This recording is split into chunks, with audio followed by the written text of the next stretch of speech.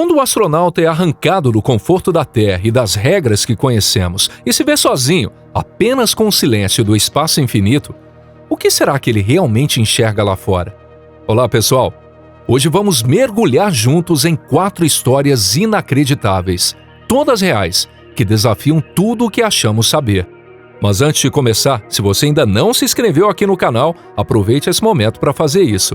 A gente promete trazer conteúdos que vão te deixar de queixo caído. Luzes misteriosas que se movem sob a ISS. Um objeto não identificado dançando estranhamente ao lado da Estação Espacial Mir. Um disco voador que apareceu muito antes de os humanos conquistarem o espaço. E até uma experiência espiritual profunda que transformou a alma de um herói que pisou na Lua. Os relatos desses testemunhos vão, sem dúvida, mudar a forma como você vê os mistérios do cosmos e os limites da experiência humana. Quem fala com você é o Deluca, e esse é o nosso canal Pipa. Então, bora começar o nosso vídeo de hoje.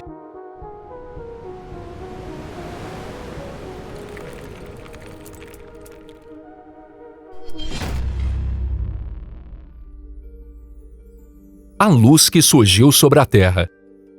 Tudo aconteceu em 2005, quando o astronauta da NASA, Leroy Chiao, comandante da 10ª missão de longa duração da ISS, realizava uma caminhada espacial ao lado do seu colega engenheiro de voo.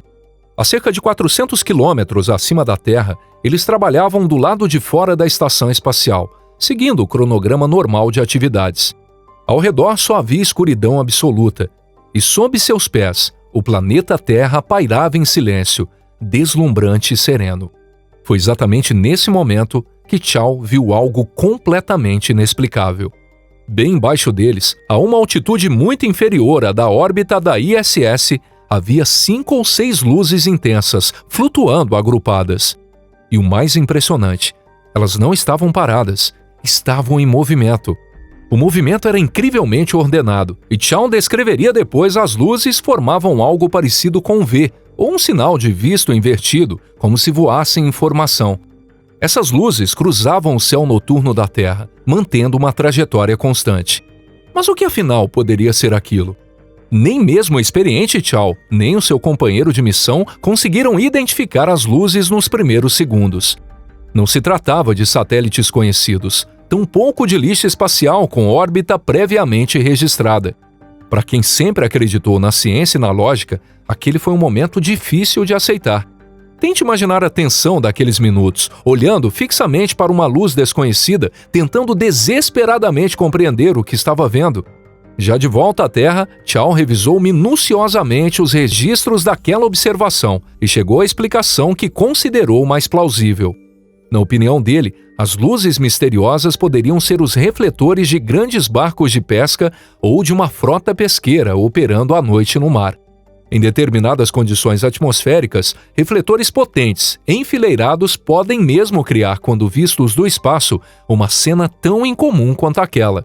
Essa teoria dos barcos é hoje a explicação mais racional aceita, mas o impacto daquele encontro com o desconhecido ficou gravado para sempre no coração do astronauta.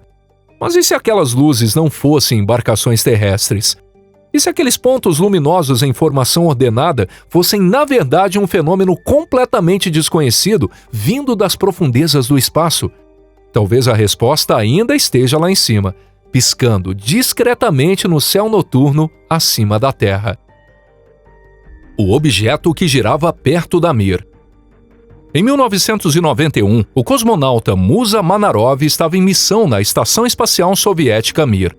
Era sua segunda estadia prolongada no espaço, e ele já acumulava experiência e conhecimentos suficientes para lidar com qualquer fenômeno típico em órbita. Certo dia, Manarov filmava uma manobra da nave Soyuz. Ele não tinha certeza se era um acoplamento ou desacoplamento. À primeira vista, parecia mais um trabalho de rotina. Mas, de repente, a câmera registrou algo totalmente fora do comum. O objeto capturado era tão estranho que imediatamente chamou a atenção do cosmonauta. Algo pequeno e intensamente brilhante havia se separado, ou da Soyuz ou da estrutura principal da estação. Mas aquilo não se comportava como um fragmento comum ou um pedaço congelado de resíduo flutuando ao acaso. Muito pelo contrário, o objeto começou a se afastar lentamente. E mais, seu movimento era extremamente complexo. Girava claramente em torno do próprio eixo, descrevendo uma trajetória em espiral. E o mais impressionante de tudo, esse momento foi registrado com nitidez pela câmera de vídeo. A gravação traz inclusive a voz de Manarov. Visivelmente surpreso, ele comenta várias vezes, perplexo: "O que será isso?", enquanto narra o que está vendo. Ele chega a afirmar: "Isso não é lixo espacial, tem uma forma bem definida, é extremamente curioso." Pelo tom da voz e pela análise técnica que faz, fica claro que para ele, aquilo era algo totalmente fora do normal. Naturalmente, a filmagem despertou enorme interesse e se tornou objeto de diversas análises. Especialistas apresentaram algumas hipóteses razoáveis para tentar explicar o que foi registrado. A explicação mais comum é que se tratava de um fragmento extremamente leve e pequeno. Poderia, por exemplo, ser um pedaço de metal isolante térmico ou uma lâmina fina de metal. Ao se desprender da estrutura principal, esses fragmentos sem peso podem sim receber um impulso inicial que os faça girar. E o movimento complexo que veio depois talvez envolvesse outros fatores. Um deles pode ter sido a liberação de traços de gás residual do próprio objeto, que acabou gerando o empurrão mínimo.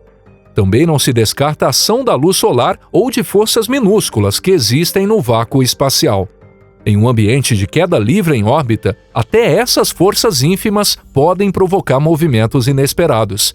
Ainda assim, por mais que essas hipóteses pareçam racionais, o depoimento direto de um cosmonauta experiente, somado ao tom de surpresa que ele expressa, continua despertando questionamentos. Manarov enfatiza claramente que o objeto tinha uma forma regular e se comportava de maneira muito diferente do que se espera de um lixo espacial. Será mesmo que aquilo era só um fragmento qualquer, num movimento visualmente impressionante captado por acaso?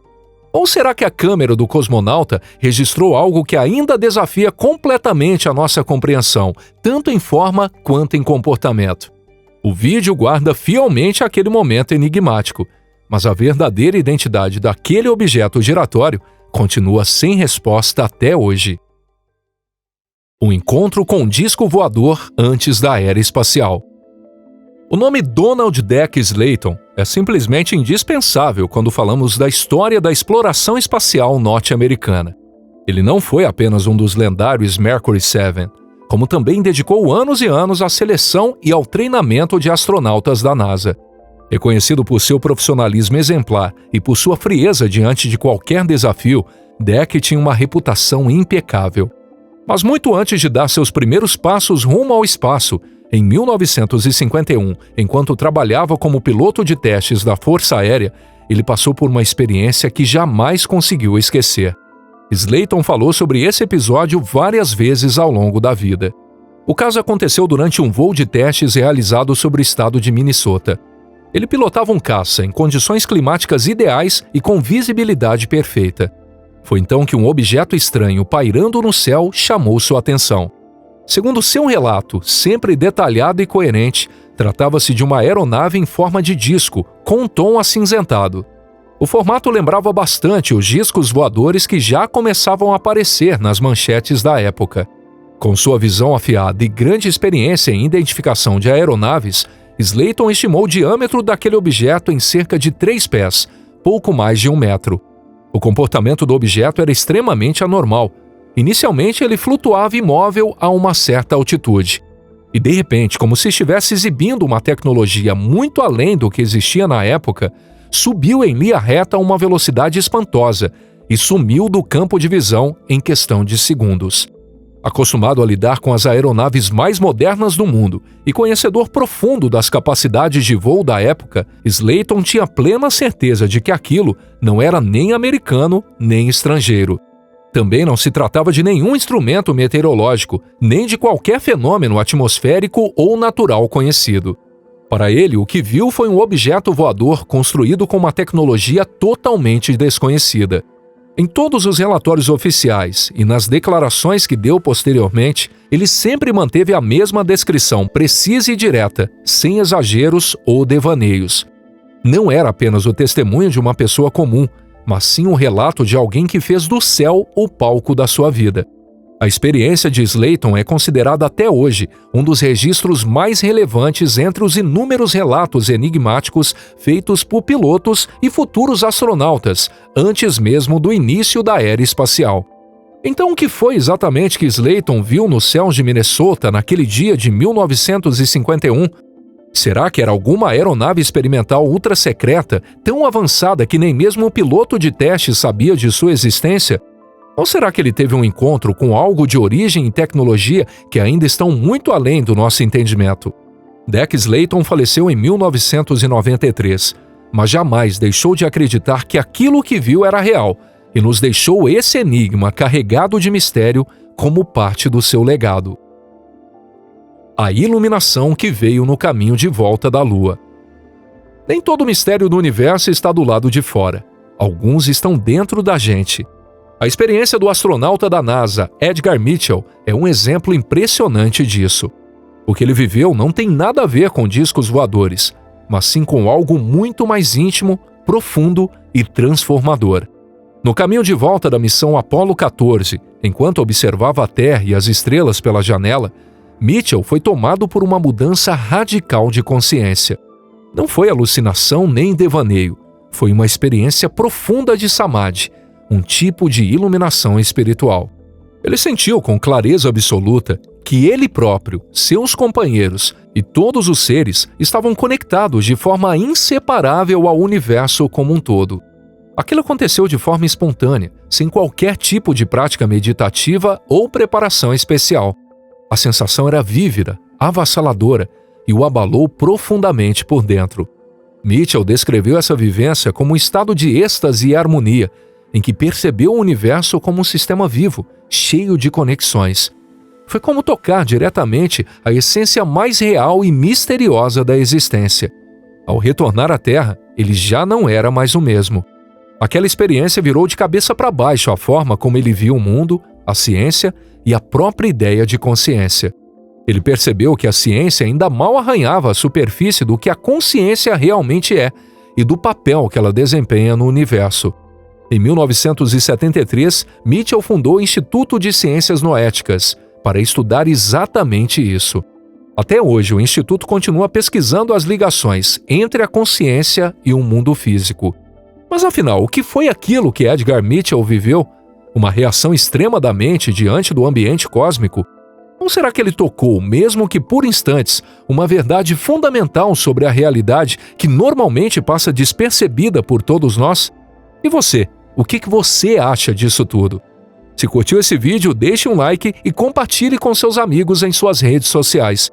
Muito obrigado por assistir. A gente se vê na próxima aqui no canal Pipa. Um forte abraço e até lá. Tchau, tchau.